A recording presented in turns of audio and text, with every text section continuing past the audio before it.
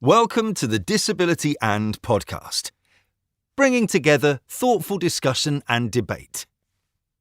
This month, Graeae's Associate Director, Nickie Miles-Wildin, chats with paratriathlete, paracyclist and 2-times world paraclimbing champion Fran Brown, ahead of the Tokyo 2021 Paralympics.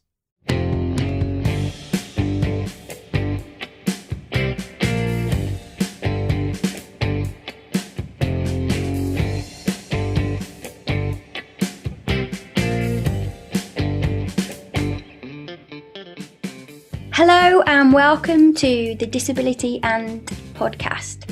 I'm Nickie Miles-Wildin, Associate Director at Graeae Theatre Company. I am a white woman with bleached white hair. It's short on the sides and a bit fluffy on the top today.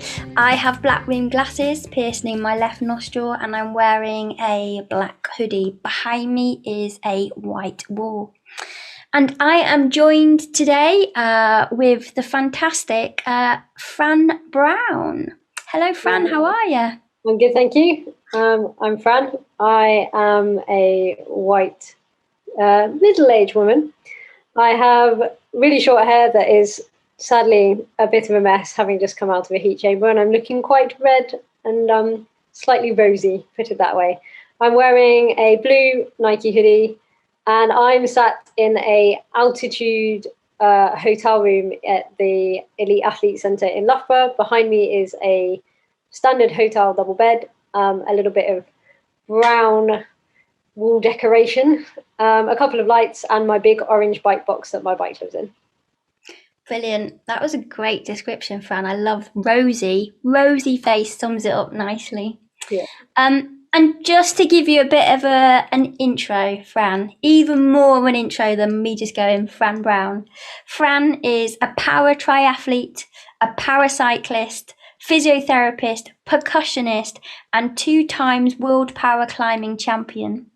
Fran's currently training before heading to Tokyo, as Fran has been selected as one of GB's paratriathlon squad. So many P's, Fran. Do you only do stuff that begin with P? Yeah, clearly. I need to find more sports that start with P. We were saying, what was that? Powerlifting? Powerlifting, yeah, maybe. Parachuting? We met back doing the 2012 opening ceremony. And as I was reading your website, I was like, wow, I feel so starstruck sat here talking to you. The fact that you are training to go and represent GB in Tokyo is I just want to kind of do a little bowing down to you, Fran. I think it's epic. So how are you and how's training going? I'm good, a little bit tired, but in the middle of our prep block. So we fly in a week and a day. So yeah, it's not too bad going. We're doing loads of heat training at the moment. So we're in the heat chamber trying to acclimatise to the conditions in Tokyo. So you kind of ride your bike in the heat for an hour and a quarter, or run in the heat. And then we're still swimming and running and biking outside to do all our sessions and gym sessions. So it's just a bit hectic. And I'm obviously not at home. I'm up here in Loughborough, which is where most of the squad are based. So living out of a bag for the best part of 6 weeks comes with its own challenges. I feel like I'm in reasonable shape, and yeah, looking forward to actually getting on the plane now in a week, basically just ticking off the heat sessions because they're a bit grim. Yeah, it'd be much different, won't it, to the heat than over here? Oh, definitely. When you get outside with the airflow, even though it's hot and humid, it just feels so much nicer than sitting in a heat chamber where there's zero airflow and all you do is sweat. So yeah, but that's the point, is that then that feels easy to do hard efforts when you get there. So yeah, I'm looking forward to going and capping off the training really. And what's it like when you get to Tokyo then? How imminent is it before you have your race? We fly on the 13th, land on the 14th, because we're flying down to Miyazaki. We've got an internal flight after we get to Tokyo. So you have to go through our COVID testy immigration stuff in Tokyo that takes quite a few hours. I think that's 6 or 7 hours in the airport, and then get another flight down to Miyazaki where our holding camp is. We're going somewhere we've been before, so we know what we're going to get. So that's really cool. It's a really good training base. You can amazing places to run and ride, and there's some open water swimming. We've got a hotel pool. So really nice setup for us. And it's exactly where the Olympic guys that have just been went. So we're kind of doing the same as them. So from a sports perspective, we know the ins and outs. But then we go into Tokyo about 12 days later on the 24th. So the day of the opening ceremony, we fly into Tokyo. And then I race on the 28th. So we've got a few days in Tokyo first. And then the rest of my squad race on the 29th, because it's 4 categories a day. And we haven't got people in every category. So there's 2 of us that race the first day, and then other people race the second day. And then we fly back on the 31st, because you have to fly back within 48 hours of your event. So we're lucky that we've got a reserve date of the 30th in case of weather, because we do an open water swim. It might be too choppy. It might affect the water quality. It might be too windy. So we've got that reserve date. Oh, obviously thunderstorms as well. No one wants to swim in open water in a thunderstorm. Japan has quite a lot of those. So but hence why we're flying back on the 31st. So I've almost got 3 days afterwards. So, yeah. The entire Paralympics have been pushed back a year. How has that impacted on your training? Oh, well, I'm like, number one, that's partly why I just want to get it done now, like another year. But I shielded. So when COVID started, I was actually on a camp in Spain, and I'd been there for best part of 7 weeks. And when we went, it was Wuhan, and no one had heard of anything else. And like, it wasn't anywhere. And then it kicked off in Italy a little bit after about 5 weeks. And we were like, do we need to be worried, or is this all a bit overkill? And then I was supposed to be there for 9 weeks. And after 8 weeks, it looked like Spain had COVID, GB had COVID, and we looked like we were locking down. So we were basically told, come home. So I changed my flights and flew home like the next day. And the day I flew home was the day we started shielding advice came out. So I pretty much went from a camp outside in Spain to staying in my house and not leaving the house. And I didn't swim for 14 months. I rode indoors and ran on a treadmill, which I was lucky enough to have, for best part of 9-10 months, and then started going outside in like the end, because I have Crohn's, and I had a massive Crohn's flare at the same time, potentially down to stress, who knows, and needed surgery. So I had to wait until my surgery in August. And then after that, I then started training outside, but then we had another lockdown. And then I didn't swim until I was double vaccinated, which that was late April, early May this year. So I've only had kind of 4 months of swimming. And have you noticed a difference? Like, was it harder when you got back in the pool after 14 months? Or? Well, weirdly, we did lots of strength training to kind of try and keep your upper body strong, so that when we got back in, didn't pick up injuries. And weirdly, initially it felt awful. Well, I lie. The first 50 meters felt amazing. Like I was Michael Phelps and I'd not lost anything, and it was all great. And then I basically died. But after that, the first few sessions felt horrible, but they came back remarkably quickly. And if anything, I'm now swimming faster, having done less sessions. So it's strange. Quite a lot of our squad have said similar things. Like, we've almost come out better now, whether it's because we're less fatigued, because we had that time off, whether you've just had time to kind of reset your stroke and you get out of bad habits because you haven't used it for so long. Like, because when I started back, a lot of my first swims were technicals, so I could kind of polish up my stroke. So I think in a way it's strangely advantageous, but I still would have preferred not 14 months of feeling like I was training for 2 sports out of 3. yeah, that would be, what's that called? A paraduathlon. See, it's a thing. It's just not a Paralympic thing. Yeah. Well, that's interesting, isn't it? How you've all noticed that change, that you have come back faster. Yeah, I think it is just everyone's got out of their bad, because swimming, it's really easy to develop bad habits. Mm-hmm. And I think just it's given everyone time to reset that and reset some fatigue. Yeah. And probably build more aerobic fitness before you get in the pool, because we ran and biked. Basically, once it was announced the games weren't happening, everybody went to their winter training. So I carried on bits and pieces until my surgery, but you went to like winter aerobic training, not the really hard stuff, which is what we've been doing in Spain. And I think that gave us a massive aerobic base to then start doing hard stuff on. So the hard, fast stuff came back quicker, and therefore potentially had more headroom. And we've mentioned a paratriathlon. Yep. Could you just explain in more detail what it entails? What are the 3 sports? Yeah, sure. So paratriathlon is swim, bike, run, in that order. The swim is 750 meters.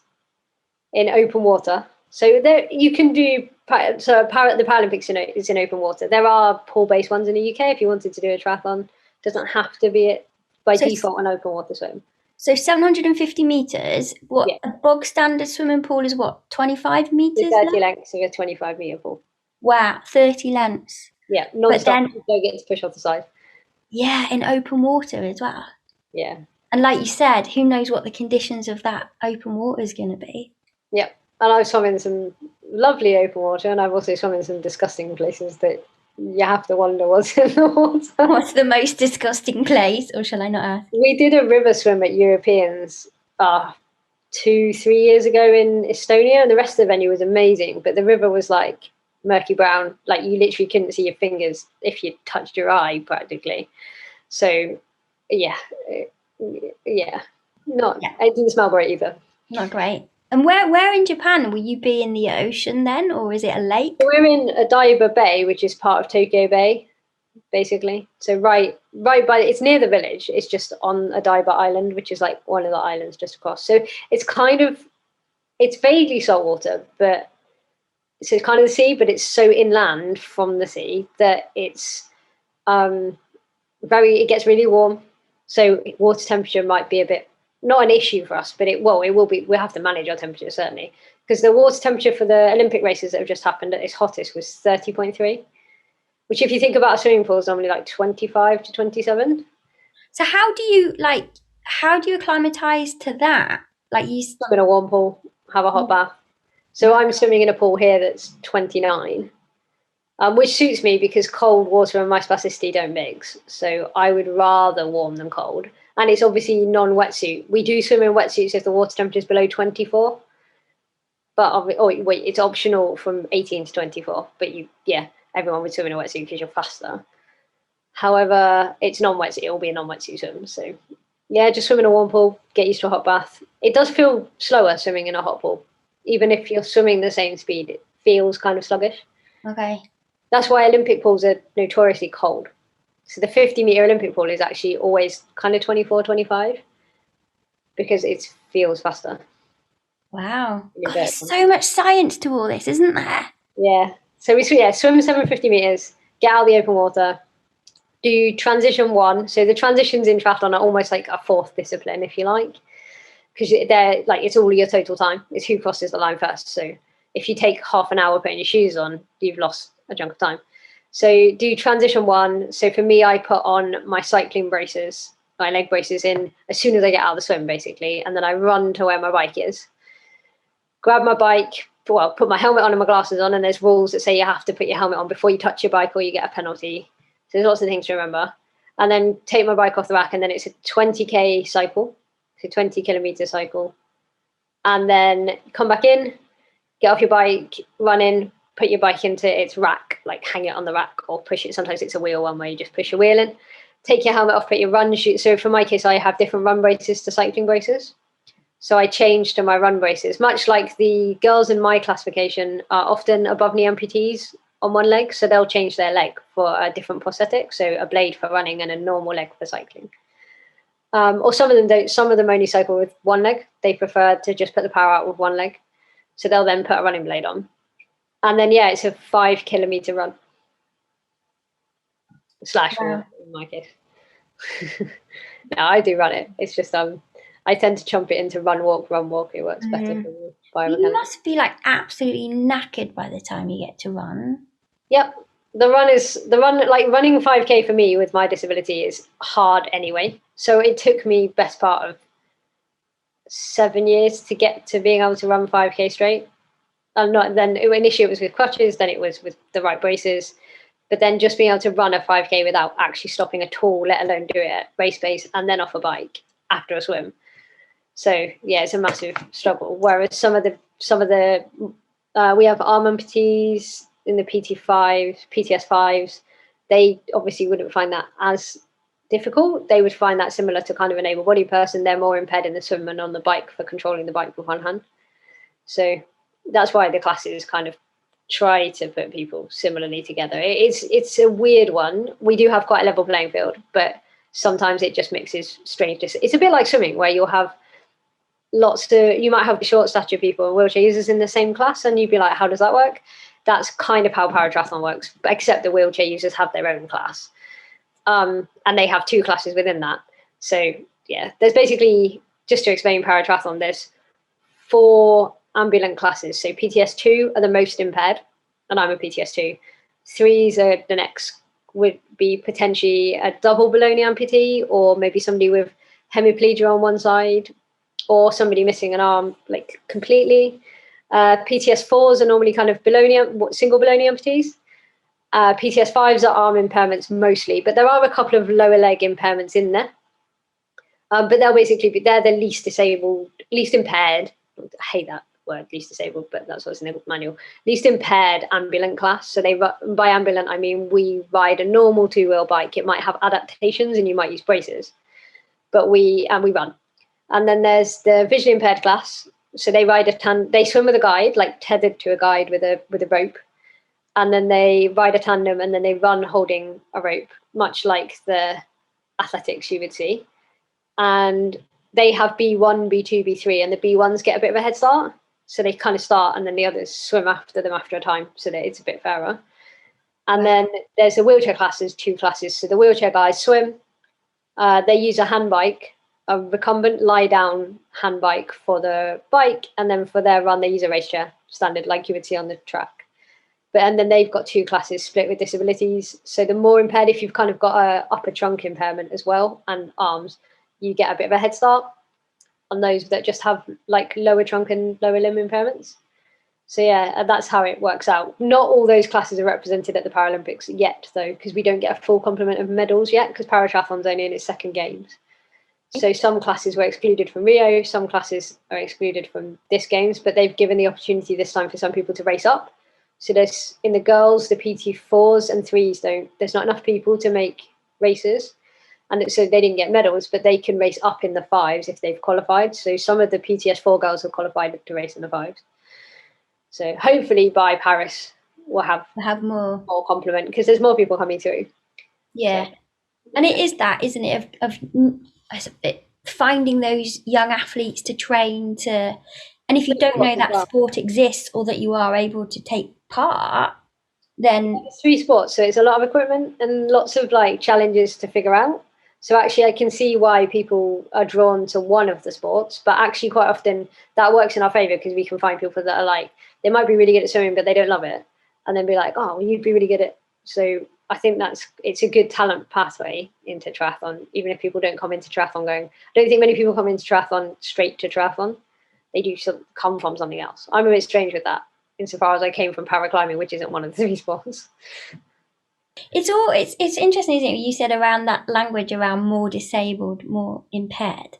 Yeah. Like, I love watching the Paralympics, but there's also a part of me where I feel like some of the language is quite different around it. Like, particularly if, like, you know, my background is social model, where that thing where, you know, you're disabled by physical and attitudinal barriers. Yeah. And what is it like? Does it feel like you're being medicalized, or do you just get to a point where it doesn't phase you anymore because you're in it for the sport? I think once you get into it, it's for the sport. When you go through the classification process, it feels very much like that.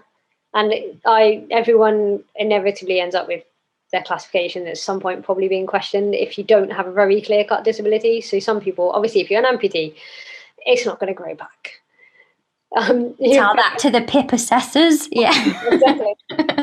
You're fairly set. But there's certainly the visual impairment class, the wheelchair class for some people, and people with neuro impairments like I have, we often get reassessed. And it might be that you just have a fixed review and it gets reassessed in case with training you improve.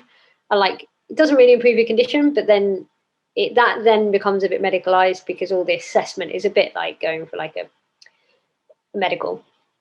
But once you're in the system and once you're in the sport, it just becomes about the sport. Like, I don't think about my classification. I just get on with my training.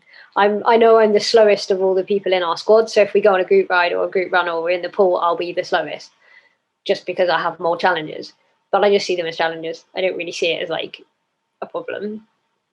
It's really enlightened me, this conversation, and understanding the classification, and yeah.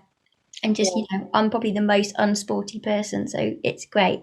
But then, everybody's a kind of armchair wheelchair critic when we're watching the Olympics or the Paralympics, aren't we? Like, oh, come on. Oh, I could have done that. Yeah, right. Well, you watch the diving, you're like, that's a big splash. Oh, they scored 10. Yeah. I really don't know anything.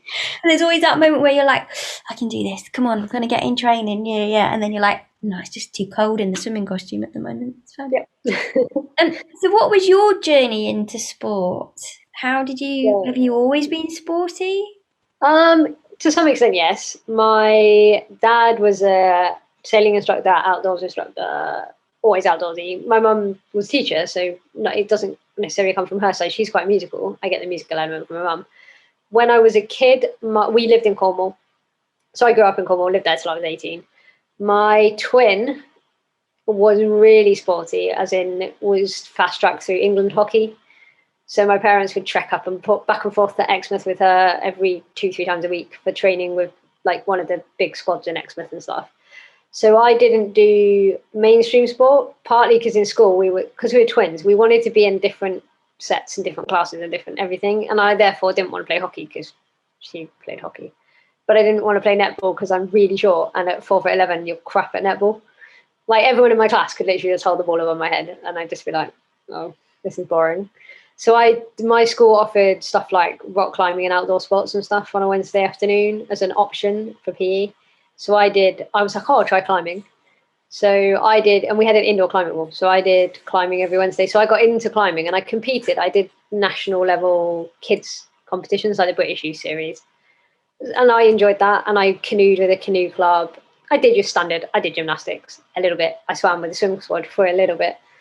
But yeah, I wasn't the sporty one of the twins, if you like, and then I went to university in Cardiff and still carried on with sport, but just generally like for the social climbing club was more about drinking than climbing really and partying. But we had some weekends away and it was awesome, like the best part of uni life pretty much. And then when I moved to London for a job, I carried on climbing and found a social circle. And my social circle was climbers. I didn't compete and it wasn't about performance at that point. After doing the kids comps, once I went to uni, I didn't compete anymore. I just did the social side. It was about keeping fit as well. It was much like going to the gym, only with climbing, you do it with other people. So, and then I had my accident when I was 22. Going back to work was a bit weird. Like I had to change. I stayed in theatre for a bit and then changed jobs. But what was your job? What was your job in theatre? So I was deputy head of lighting on a show when I had my accident, and then I went back as deputy head of lighting on The Lion King. Well, I went back to Greece, and then I worked on Greece for a bit, and then went to The Lion King, and then gave it up because I couldn't climb ladders, I couldn't lift lights, couldn't do most of the stuff that was like the things that you need to do to be in electric, like, and being a lighting designer is I still do freelance lighting design, but it's not like a full-time job. It's very dependent on getting the right contacts and the right people. So, and even then access is still, you can't go sit in the circle if you can't climb a million stairs. So I decided I wanted to retrain as a physio. And it was from retraining as a physio that then I got into climbing competitions because I was going to the gym more. The physio crew went to the gym and my friends had told me about paraclimbing competitions. And I'd got back into climbing after my accident to stay with the same group of friends, initially just by going sitting at the wall and not really climbing. Like I'd belay other people and just then do the social bit. But then that quickly wore off and I got bored. So I'd got back into paraclimbing and one of my friends found a flyer for like the British paraclimbing series and was like, oh, you should enter this. And I did. I didn't really train for it the first year, but and then I got hooked because obviously I was all right at it. I then wanted to be good at it. And I started using swimming as cross training, which is then how I started into the journey that led me to paratriathlon. Was that, I started swimming for cross training and I started cycling to get to work. So lighting at uni, design, then went on to work in the West End in quite high profile West End shows then, if that was Grease and Lion King. Yep. Yeah. I started on We Will Rock You was the first place, but doing in-house electrics rather than some show, not much show bits, just bits. And then then I had my accident. Then I went to Greece, worked on Grease, Greece was a weird one because I worked for the theatre, but they did all the show electrics. Okay. So it was a dual role, which was wonderful because you got to operate the show and you still got to do some stuff. You got some day shifts. And then I moved to deputy head of lighting on The Lion King when they were recruiting for their 10th birthday. So 2 years before the 10th birthday, they expanded their team a little bit to have people to do a rig change because they put in new moving lights and everything for the 10th birthday. And so I went in to basically help with that role because that was a bit more logistical. And I operated the show mostly. So I think I did like some crazy amount of times I've seen that show. Like, yeah, because it was the most accessible bit of the job, if you like. So, and I really enjoyed it there. I just had decided I wanted to retrain because the opportunities beyond that were slim as far as access in theatre was concerned in lighting. And I kept up my lighting design, which was the interesting bit I could still do. I think if I hadn't had my accident, I'd have been quite happy as a chief LX, either touring or maybe moving into production LX, but I would have stayed in theatre. It wasn't that I desperately wanted out of the industry. I just didn't fit with, after my accident, it was too challenging, really. Yeah, and particularly West End theatres, they are not the most accessible, are they? Let's be honest. Yeah, I mean, I can understand why. They're ancient, but in some respects, there's a few things that could be better. Yeah. But yeah, it was never going to really work as a career. Sometimes you just have to draw a line and be like, I could probably make it work, but it's more effort than it's worth. Have I got the energy to do it? And exactly. Does it feel like a shared responsibility, or is it just me banging the drum and nothing is? And that's literally what I was doing. Yeah. So what around being a physiotherapist? Yeah. And also, has that impacted your training? I suppose giving you a better understanding of your own body as well. Yeah, absolutely. So being a physio is really cool. Like, I qualified after 2012, and I did NHS stuff. So I worked in wheelchairs for a bit. I worked for a wheelchair service because I was quite passionate about improving that, and I was really enjoying that. But then it was full time, and triathlon training was picking up, and and the service I was working for wouldn't let me job share and were not super helpful about being flexible. So I went into the irony of that. Yeah. Right. Yeah. So I found a research post. I went into a respiratory research post for 2 years where I gradually changed my hours. They were the opposite. They were super flexible. And then the role ended because the study ended that I was working on. So that was a natural time to take a break from NHS work. So I kept up private work. So I worked with climbers because I was like, I'm really interested in hands and hand therapy and upper limb therapy, especially as with my disability, I find it quite hard to lift really heavy things and move things around. So doing legs and stuff with people can be awkward, whereas hands is quite delicate and quite nuanced. So I did a lot of work. I set up a clinic to work with climbers, and that was working quite well. I could work part-time, self-employed. You can do the hours you want to do around training. And then obviously with COVID, I had other people covering my clinic while I was away, but then all the climbing was shut and all my clients disappeared. So I shut down the business because of the extra year, and then I'll start again.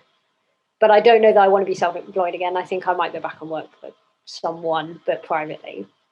I've done my master's in sports and exercise medicine, so I want to use that basically. As much as I love the wheelchair side, there's so many, you can't change things that really need changing. I found it so demoralizing. I found it super cool being able to help people out that potentially wouldn't have got the right equipment if I hadn't have been there to pull the right strings and tweak the right things. And actually, as a wheelchair user myself, because I still use a chair for when I'm recovering between sessions, because walking, my spasticity gets really high from training. Just understanding the active user needs, which is the bit that I think gets lost a lot of the time. But then equally, there's so much budgetary constraint and things. I found it a little bit depressing.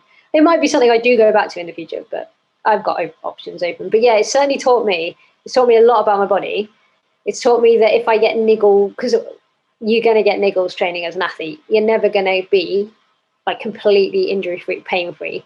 But identifying when a pain is a adaptability good pain or just a little niggle, like something that's going to settle in a couple of days, and just changing your training slightly, I'm quite good at. Whereas some athletes would just plow through and then get injured. or knowing when something is a deal breaker, that this is bad, I need to stop, I need to change it. And I need to seek help with something, because you can't, obviously, there's only so much you can do to treat yourself. It's not the best thing to do anyway. And you're kind of limited. I can't exactly massage my own leg, or like, not that massage is a great modality, but I can't do some of the tests on myself that you would want to do to decide on an injury. But I can certainly identify when I need to reach out for that support, which I think is probably appreciated by our team physiotherapists, because it means I nag him a lot less than some people do. And you were in the Paralympics opening ceremony 2012 along with me. Tell us what your role was and how did you come to be in it?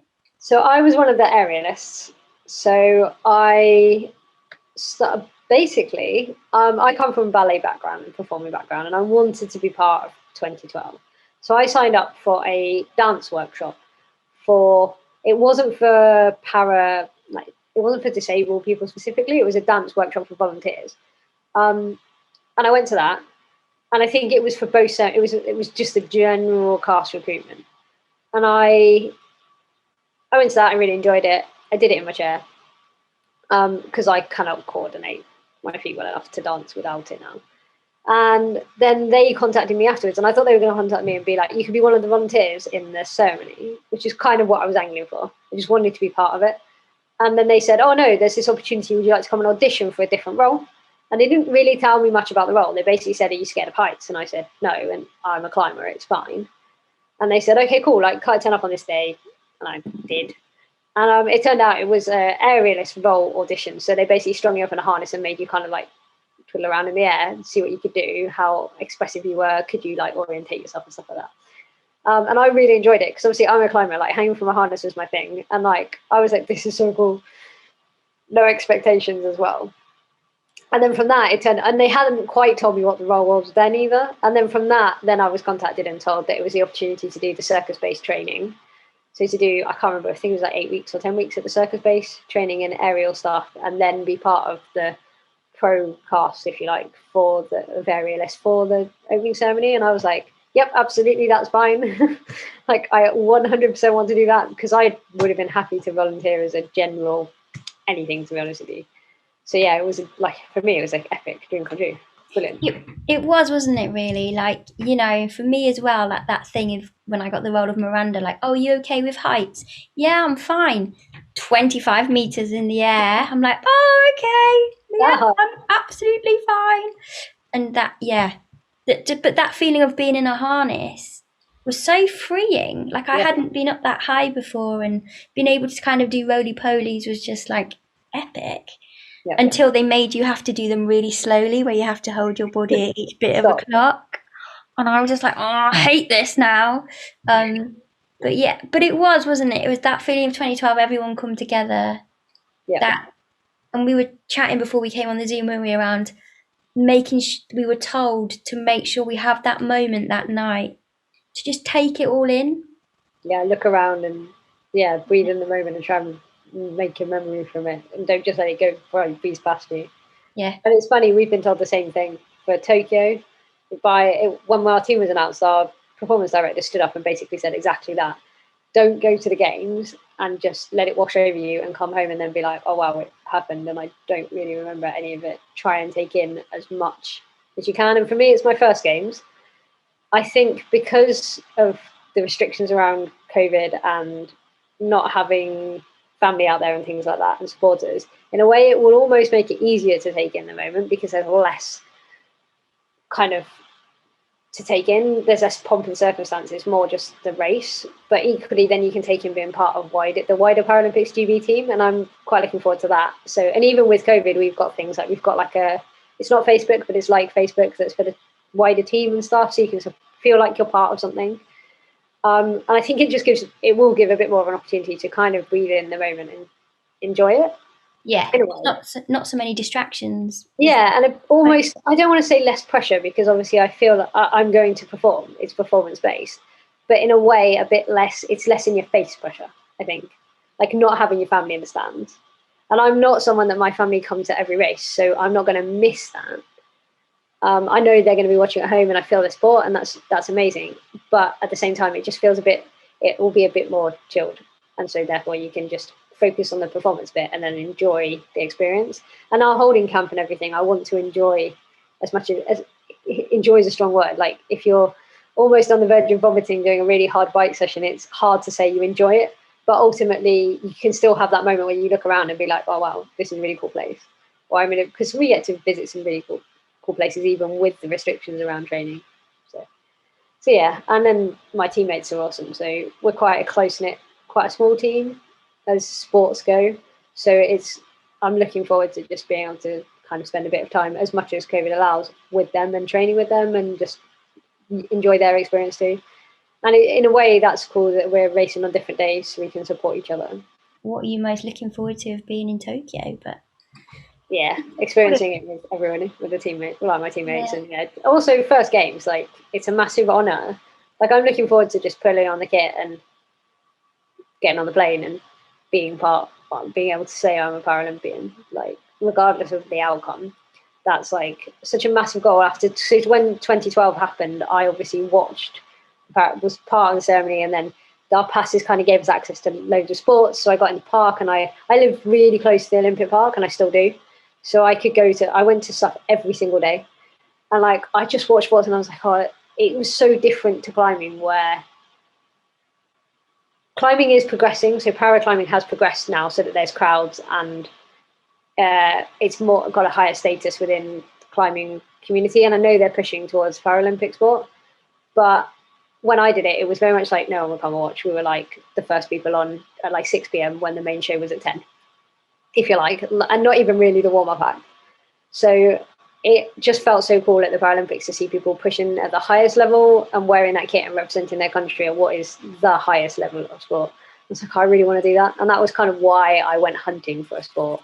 Even though I did climbing for 4 more years, I hunted for a sport at the same time that would allow me to be part of that if I was good enough. Obviously, it was never a given, but that was what drove me. I was like, I want to be a Paralympian. I want to be part of that pinnacle of your sport and representing your country. Because it is an honour to like pull on the kit and get selected. And, yeah. And it feels an honour to have spent this time chatting with you tonight and thinking that, you know, you're going to be on a plane soon. You are going to be in Tokyo. You are going to be representing GB. And that I feel really humbled that you've taken the time to chat to us. So thank you, Fran, and look forward to like seeing your success, and I'm wishing you loads of luck for your first Paralympic Games. Thank you so much for having me. I've enjoyed being able to tell my story, and if it means someone else thinks, oh, maybe I'll give that a go, or I might give drumming a go. Just because I've got an impairment doesn't mean you can't do it. But thank you, Fran, and definitely all the best, and we'll be watching you. Thank you. Thank you so much.